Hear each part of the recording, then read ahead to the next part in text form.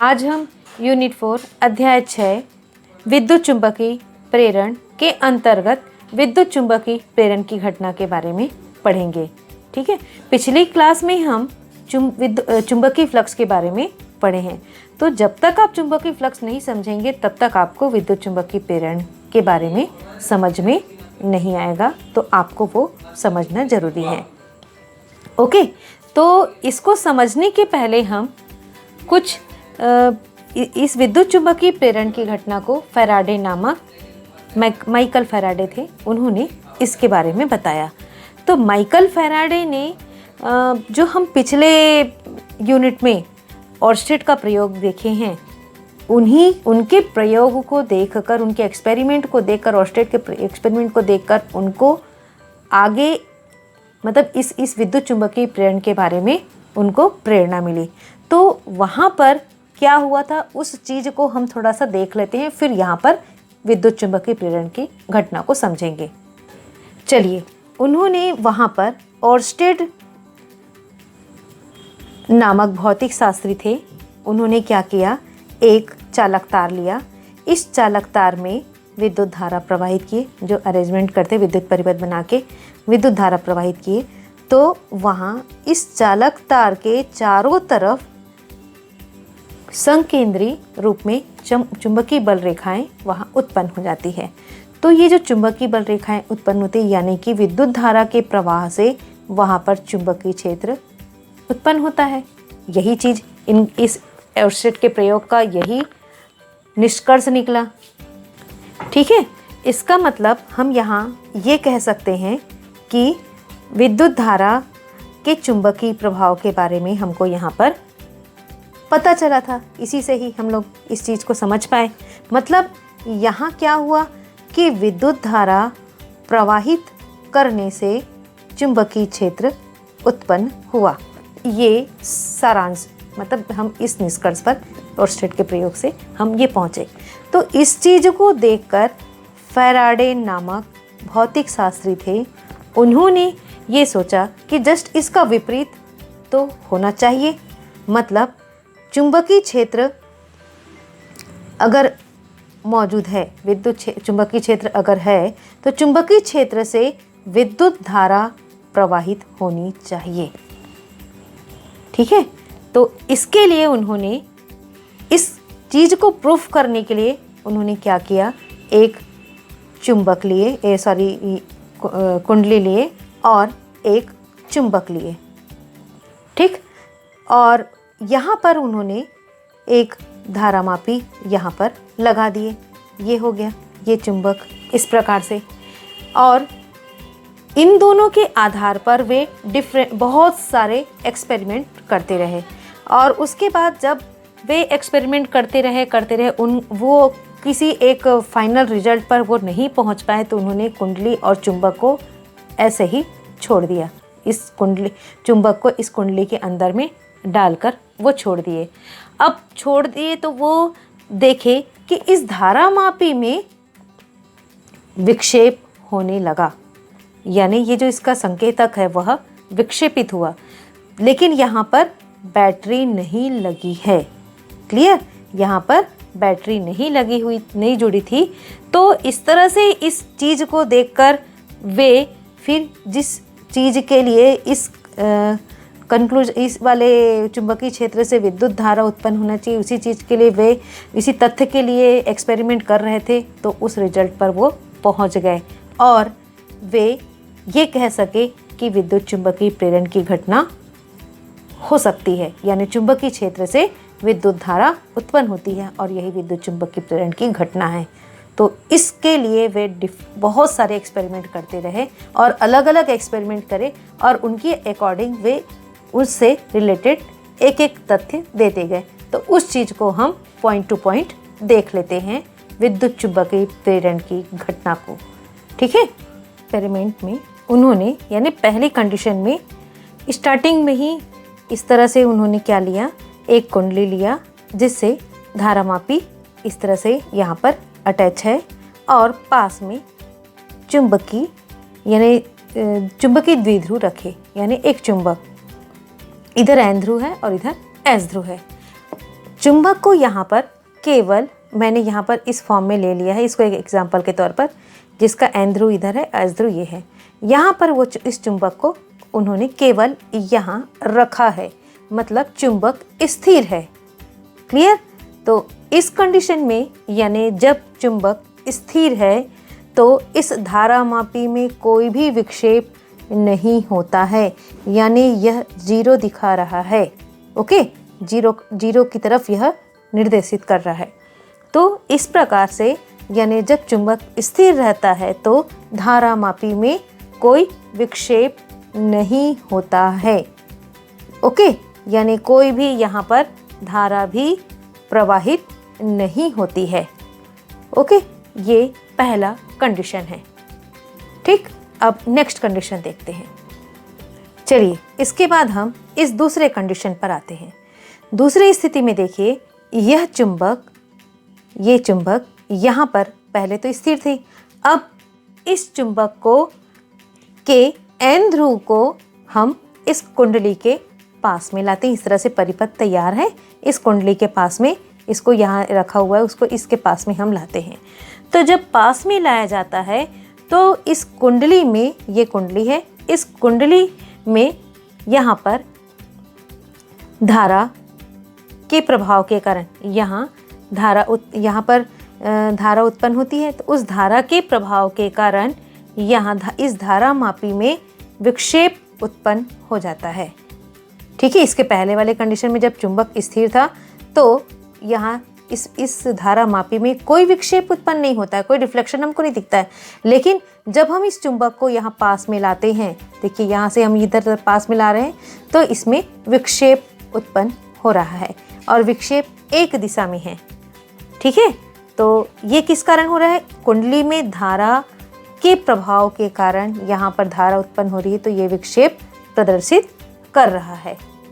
Clear? और यहाँ पर आप धारा की दिशा को देख लीजिए, आप इस दिशा में है, मतलब आप देखिए इधर इसका ये है तो डायरेक्शन है, तो आप देखिए धारा इस प्रकार से, यहाँ से आप देखिए यहाँ पर एरो का निशान, इस तरह से ये होती हुई यह धारा इस प्रकार से आती है। क्लियर? अब नेक्स्ट देखते हैं अगला पॉइंट इसी में। अभी हमने क्या किया, इस चुंबक के एन ध्रुव को इस कुंडली के पास में लाए तो धारामापी में विक्षेप एक दिशा में उत्पन्न हो जाती है। अब इस चुंबक को, इस चुंबक के एन ध्रुव को यानी हम इससे कुंडली से दूर ले जाते हैं। तो जब दूर ले जाते हैं तब उस कंडीशन में हम यहाँ पर पहुँचते हैं। ये देखिए, मैं यहाँ से इसको ऐसे दूर ले जा रही हूँ, तो दूर ले जाने पर यहाँ पर धारामापी में विक्षेप देखिए आप कैसा है। पहले जब पास लाए थे एन ध्रुव को तो वह राइट साइड में था, अब देखिए धारा यहाँ पर विक्षेप की दिशा बदल गई है। ओके, और इसमें जो विक्षेप उत्पन्न होता है वह किसके कारण होता है? यहाँ पर जो कुंडली में जो प्रवाहित धारा की दिशा इस तरह से होती है कि यहाँ हम जैसे जब चुंबक को जब हम पास लाते हैं, ठीक है, चुंबक के एन ध्रुव को जब कुंडली के पास लाते हैं तो इस कुंडली का ये सामने वाला तल यानी चुंबक के करीब वाला ये वाला तल जो है, यह माने जो एन ध्रुव के पास में है, ये वाला तल यहाँ यह उत्तरी ध्रुव की तरह कार्य करता है। क्लियर? और जब हम यहाँ पर इस सेकंड स्थिति में इस चुंबक के एन ध्रुव को इस कुंडली से दूर ले जाते हैं, तब यहाँ प्रवाहित विद्युत धारा की दिशा इस प्रकार होती है कि ये जो यहाँ इसको दूर ले जा रहे हैं इस एन ध्रुव को, तो ये जो कुंडली का जो तल जो एन ध्रुव के पास में है, ये वाला सिरा यह एस ध्रुव की तरह कार्य करती है, यानी दक्षिणी ध्रुव की तरह कार्य करती है। तो ये वाला सिरा दक्षिणी ध्रुव हुआ, तो ये वाला सिरा क्या हो जाएगा? उत्तरी ध्रुव हो जाएगा। इसी प्रकार से इस वाले कंडीशन में ये वाला सिरा यहाँ पर, ये वाला तल एन ध्रुव की तरह और ये वाला तल एस ध्रुव की तरह कार्य करता है। तो आप लोग इस दो कंडीशन में यहाँ पर क्लियर हुआ होगा कि जब हम कुंडली को पास में लाते हैं तो यहाँ कुंडली में से कनेक्टेड धारामापी में विक्षेप उत्पन्न होता है, यानी इसमें इस कुंडली में धारा प्रवाहित होती है और यहाँ विक्षेप उत्पन्न होता है और कुंडली का जो तल इस एन ध्रुव के पास में है वह उत्तरी ध्रुव बन जाता है और दूर वाला तल दक्षिणी ध्रुव बन जाता है। जब इस चुंबक को कुंडली से हम एन ध्रुव को जब कुंडली से दूर ले जाते हैं तो यहाँ पर विक्षेप दूसरी विपरीत दिशा में हो जाती है, पहले की तुलना में विपरीत हो जाती है और धारा की दिशा भी पहले की तुलना में भी विपरीत है। और इस चुंबक को जब दूर ले जाया जाता है तो यहाँ विक्षेप उत्पन्न होता है, तो इस कुंडली का इस एन ध्रुव के पास वाला जो तल है वह दक्षिणी ध्रुव की तरह कार्य करता है और दूर वाला तल उत्तरी ध्रुव की तरह कार्य करता है। तो आपको यहाँ तक कम क्लियर हो गया होगा, ये मैं आशा करती हूँ। क्लियर? आगे की कंडीशन हम देखते हैं। और चलिए अब हम क्या करते हैं, इस अगली कंडीशन में इसको हम फोर्थ कंडीशन दे देते हैं। तो अब हम इस एस ध्रुव को, चुंबक का एस ध्रुव हम इस कुंडली के पास में लाते हैं। ठीक है, जब पास में लाते हैं तो यहाँ पर इस कुंडली में देखिए विद्युत धारा की दिशा है वो किस तरह से है। आप देखिए यहाँ से इस प्रकार से होती हुई इस तरह से यहाँ पर, और इसमें इस धारामापी में जो विक्षेप हो रहा है वो इस डायरेक्शन में हो रहा है, लेफ्ट डायरेक्शन में। ओके, अब हम यहाँ पर इसको, अब इसी को ही हम अगली कंडीशन में इसको हम दे देते हैं फिफ्थ पोजीशन, है ना। फिफ्थ कंडीशन में जब हम इस चुंबक के एस ध्रुव को दूर ले जाते हैं तो यहाँ पर इस कंडीशन की तुलना में इस यहाँ पर जो धारा की प्रवाह की दिशा है वह विपरीत हो जाती है। आप देखिए धारा के प्रवाह की दिशा इस प्रकार से यहाँ से होते हुए इस प्रकार से होते हुए इस प्रकार से आती है यहाँ पर। ओके, और धारामापी में विक्षेप पहले की तुलना में दूसरे डायरेक्शन में होता है।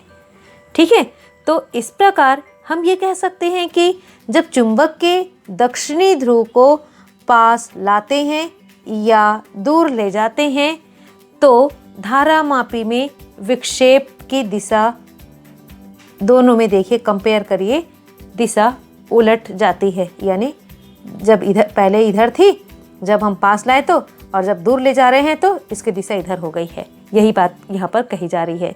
तो इस दिशा में चुंबक को जब पास में लाते हैं तो कुंडली का जो सामने वाला जो तल है वह दक्षिणी ध्रुव की तरह कार्य करता है, और जब इसको हम दूर ले जाते हैं तो इस कुंडली के पास वाला तल वह उत्तरी ध्रुव की तरह कार्य करता है। और सामान्य सी बात है, जब एक तल उत्तरी ध्रुव तो दूसरा तल दक्षिणी ध्रुव की तरह, सेम कंडीशन यहाँ पर भी होगा। क्लियर? तो इस प्रकार से हम यहाँ पर ये 5 कंडीशन देखे और इसी के आधार पर कुछ चीज़ें हम और बता सकते हैं इसमें कि हर एक कंडीशन में धारामापी में विक्षेप कब तक रहेगा, जब तक हम वहाँ पर चुंबक कुंडली के सापेक्ष गति करती है। देखिए, जब कुंडली को इधर ला रहे हैं, कोई भी ध्रुव हो, जब हम चुंबक को इस कुंडली के पास में लाएंगे तभी यहाँ पर, अंदर नहीं, यहाँ पास तक लाएंगे तो इसमें विक्षेप होगा। चाहे उसको दूर ले जाएं, चाहे पास ले जाएं, दूर ले जाएं, पास ले जाएं, तभी ही यहाँ पर विक्षेप होता है। यानी चुंबक कुंडली के सापेक्ष गतिमान है। चुंबक को जैसे ही रोक देते हैं विक्षेप भी शून्य हो जाता है। यहाँ पर विक्षेप जीरो कंडीशन, जैसे फर्स्ट कंडीशन में देखिए ना, जैसे चुंबक रोक देते हैं हम इसको गति कराना, तो यह जो है यहाँ पर धारामापी में विक्षेप शून्य मिलता है। तो हम अगला ऑब्जर्वेशन इसमें ये था कि जब हर एक यहाँ पर कुंडली में प्रवाहित धारा, यानी इसमें प्रवाहित धारा का संबंध सीधा धारामापी में उत्पन्न विक्षेप से है।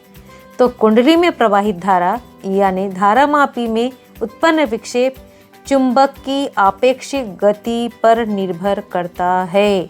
चुंबक जैसे गति करेगा, पास लाना, दूर ले जाना, पास, तो उसी के अकॉर्डिंग यहाँ पर क्या होगा, कुंडली में धारा उत्पन्न होगी और इस धारामापी में विक्षेप उत्पन्न होगा। चुंबक को हम जितनी जल्दी से इधर पास में लाएंगे कुंडली के पास, और जितनी जल्दी दूर ले जाएंगे, पास लाएंगे, दूर ले जाएंगे, तो जितनी जल्दी से हम इसको गति कराते हैं ना, जितनी शीघ्रता से फास्ट इसको हम गति कराते हैं, तो विक्षेप भी उतना ही अधिक आता है। यानी यहाँ पर धारा की जो प्रबलता है कुंडली में वह भी उतनी अधिक, इसकी धारा की प्रबलता कुंडली में अधिक आएगी, तो यहाँ पर धारामापी में विक्षेप भी अधिक आएगा। अगर हम इसको स्लो मोशन में इधर ला रहे हैं, है ना, गति करा रहे चुंबक को कुंडली के पास में स्लो मोशन में ला रहे हैं, फिर धीरे ले जा रहे धीरे धीरे, तो यहाँ पर कुंडली में धारा की प्रबलता कम होगी और धारामापी में विक्षेप का मान भी कम मिलेगा। ठीक है, तो इसको हम जितनी तेजी से हम ये गति कराएंगे, है ना, जितनी तेजी से इसके पास में लाएंगे, दूर ले जाएंगे, पास में लाएंगे, तो उतनी ही अधिक प्रबलता की धारा कुंडली में प्रवाहित होगी और फलस्वरूप हमको यहाँ पर धारामापी में विक्षेप का मान अधिक मिलेगा। ओके, अब नेक्स्ट देखते हैं यहाँ पर अगला, इसमें जो ये सारे एक्सपेरिमेंट में अगला पॉइंट ये आता है, ये तथ्य बाहर आता है कि यदि इस कुंडली में फेरों की संख्या को बढ़ा दी जाती है, ठीक, कुंडली में फेरों की संख्या बढ़ा दी जाती है, या फिर हम एक पॉइंट तो हुआ फेरों की संख्या बढ़ाना, तब भी पहले उसी को बता देते, तब भी क्या होगा वहाँ पर, यहाँ पर धारामापी का विक्षेप बढ़ जाता है।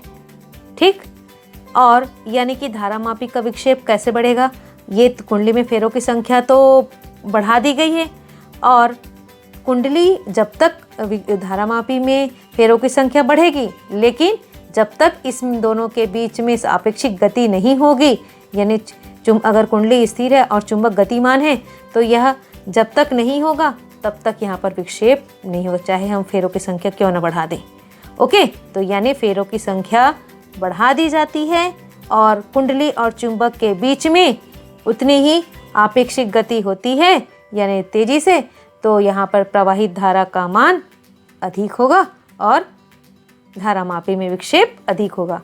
और यदि हम यहाँ पर इस कुंडली के बीच वाले हिस्से में बीच में हम नर्म लोहे का यानी सॉफ्ट आयरन का एक क्रोड अगर रख देते हैं यहाँ पर, तो उसको रखने से क्या हो जाएगा, यहाँ पर अंदर में जो मीडियम है वह चेंज हो जाएगा, उस वजह से भी यहाँ पर चुंबकीय फ्लक्स यानी जो चुंबकीय फ्लक्स का मान है वो भी अधिक होगा और यहाँ प्रवाहित विद्युत धारा का मान अधिक होगा।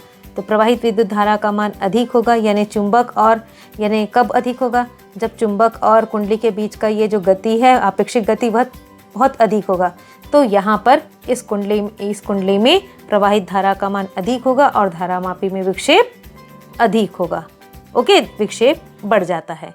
चलिए, अब क्या किया जाता है, अभी तक तो ये चुंबक गति कर रहा था, अब हम इस चुंबक को स्थिर रख देते हैं। ओके, और इस कुंडली को हम गति कराते हैं। ठीक है, अब कुंडली को हम इस चुंबक को स्थिर रख के कुंडली को अब हम चुंबक के पास लाते हैं, तब क्या होगा, पास लाएं फिर दूर ले जाएं, पास लाते हैं दूर ले जाते हैं, तब उस भी कंडीशन में धारामापी में विक्षेप उत्पन्न होता है।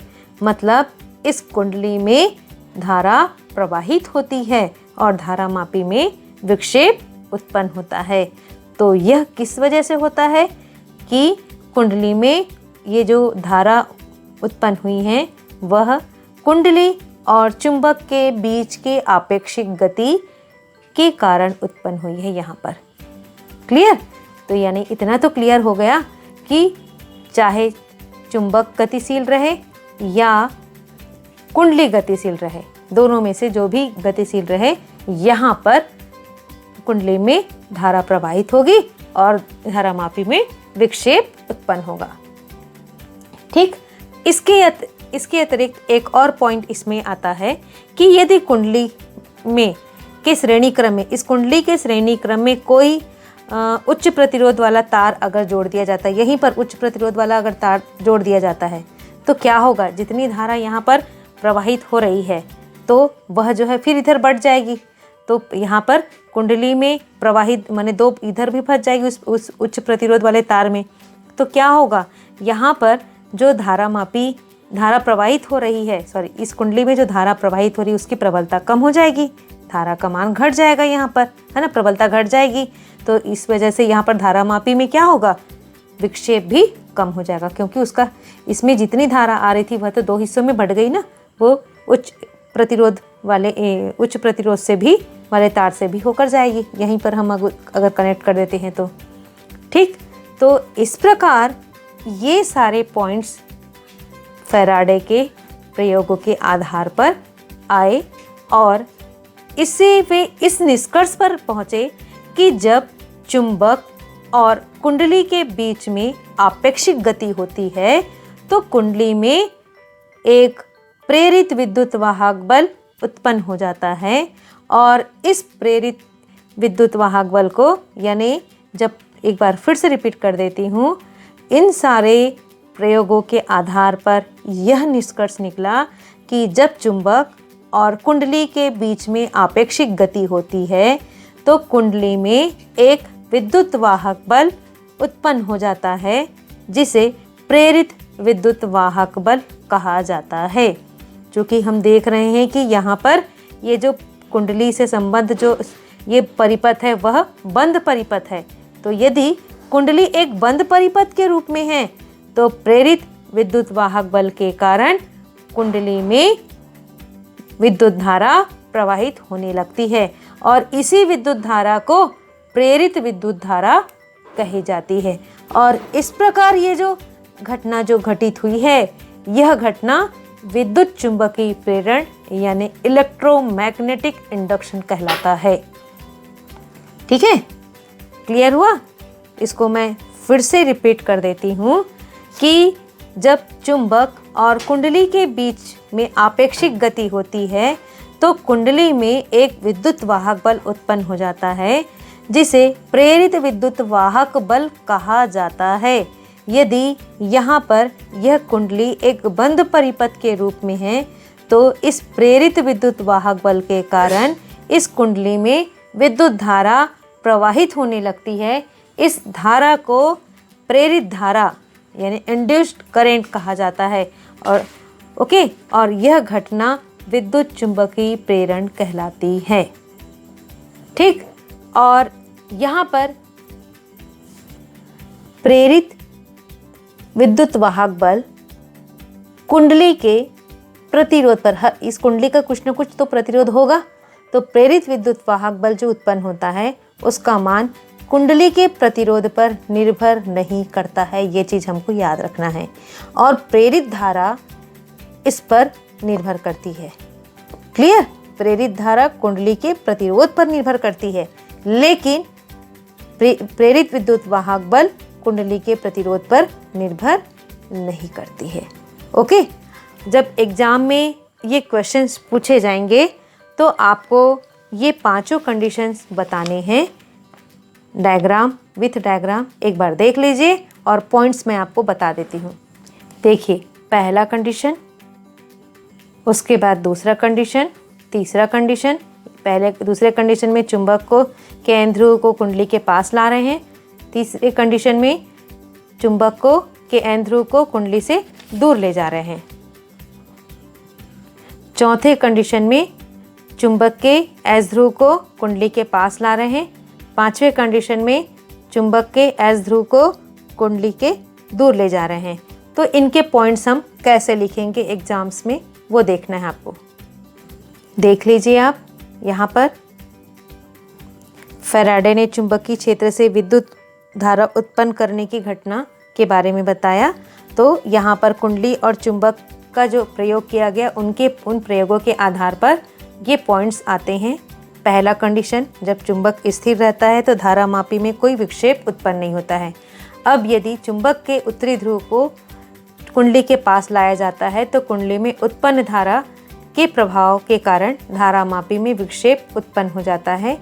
ठीक है, यदि चुंबक के उत्तरी ध्रुव को कुंडली से दूर ले जाते हैं तो धारामापी में विक्षेप की दिशा विपरीत हो जाती है, उलट जाती है। वो चीज़ हमने देखा अभी, है ना।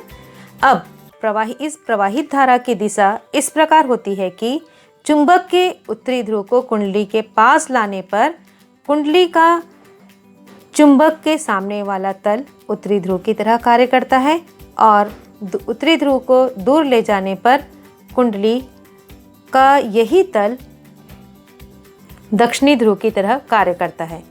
इसी प्रकार यदि चुंबक के दक्षिणी ध्रुव को कुंडली के पास लाएं और फिर दूर ले जाएं तो भी धारामापी में विक्षेप की दिशा विपरीत हो जाती है, यानी उलट जाती है।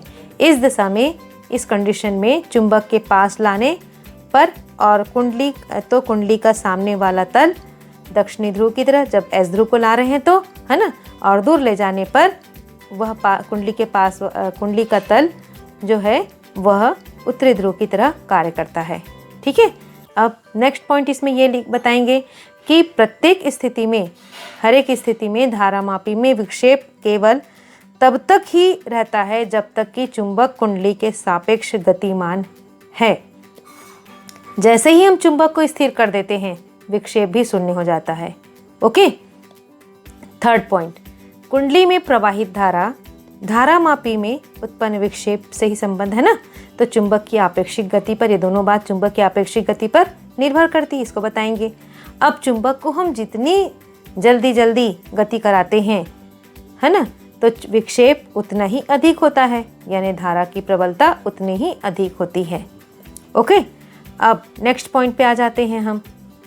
यदि कुंडली में फेरों की संख्या बढ़ा देते हैं या वहाँ पर बीच में, कुंडली के बीच में हम क्रोड रख देते हैं तो कुंडली और चुंबक के बीच उतनी ही आपेक्षिक गति होने पर, आपेक्षिक गति होती है तो धारामापी में विक्षेप बढ़ जाता है। मतलब मेन आप इतना सब में आप देख रहे होंगे, जो भी कर रहे हैं वहाँ पर कुंडली में विद्युत, यानी कुंडली और चुंबक के बीच में आपेक्षिक गति होती है और कुंडली में धारा प्रवाहित होती है और धारामापी में विक्षेप उत्पन्न होता है। ठीक है, ये मेन पॉइंट है। अब यदि चुंबक को स्थिर रख दिया जाता है, अभी तक चुंबक स्थिर था, अब चुंबक को स्थिर रखते हैं, है ना। अभी तक चुंबक स्थिर नहीं था, चुंबक क्या था, गतिशील था और कुंडली स्थिर था। अब की कंडीशन में चुंबक को स्थिर रखे हैं और कुंडली को गतिशील करते हैं, तो या पास ले जाते हैं कुंडली को चुंबक के या फिर दूर ले जाते हैं, तो दोनों ही कंडीशन में धारामापी में विक्षेप उत्पन्न होता है। तो ये सब सारी चीज़ें क्यों हो रही है, कुंडली में जो धारा उत्पन्न होना, ये सारा कुंडली और चुंबक के बीच आपेक्षिक गति के कारण होता है। जैसा कि मैंने लास्ट में आपको ये भी बताया कि यदि कुंडली के श्रेणी क्रम में हम कोई, यानी साथ ही साथ में कोई उच्च प्रतिरोध वाला तार अगर जोड़ देते हैं तो प्रवाहित धारा का मान घट जाता है। ठीक है, और धारामापी में विक्षेप कम हो जाता है। ओके, तो आप नंबर के हिसाब से इनमें के पॉइंट्स को आप वहाँ पर लिखेंगे। तो फाइनली हम विद्युत चुंबकीय प्रेरण की परिभाषा इस प्रकार से देंगे कि जब एक चुंबक और एक कुंडली के मध्य आपेक्षिक गति होती है तो उस कुंडली में विद्युत वाहक बल उत्पन्न हो जाता है। ठीक है, उसे प्रेरित विद्युत वाहक बल कहते हैं। यदि कुंडली बंद है तो उसमें विद्युत धारा प्रवाहित होने लगती है, जिसे प्रेरित धारा कहते हैं और यह घटना विद्युत चुंबकीय प्रेरण कहलाती है। ठीक, तो ये आप नोट के रूप में आप लिख सकते हैं यहाँ पर अपनी जानकारी के लिए, बट क्वेश्चन का आंसर आप यहाँ तक लिखेंगे। ठीक, जैसा कि मैंने बताया था, प्रेरित विद्युत वाहक बल कुंडली के प्रतिरोध पर निर्भर नहीं करता है, लेकिन प्रेरित धारा कुंडली के प्रतिरोध पर निर्भर करती है। ओके, एग्जाम में यह क्वेश्चन इस प्रकार से आता है, विद्युत चुंबकीय प्रेरण संबंधी फैराडे के प्रयोग का वर्णन करते हुए निष्कर्ष लिखिए। तो आपको ये सारे जो आंसर बताया मैंने वो लिखना है। ठीक है, तो आशा करती हूँ कि आपको ये समझ में आया होगा। Okay, thank you.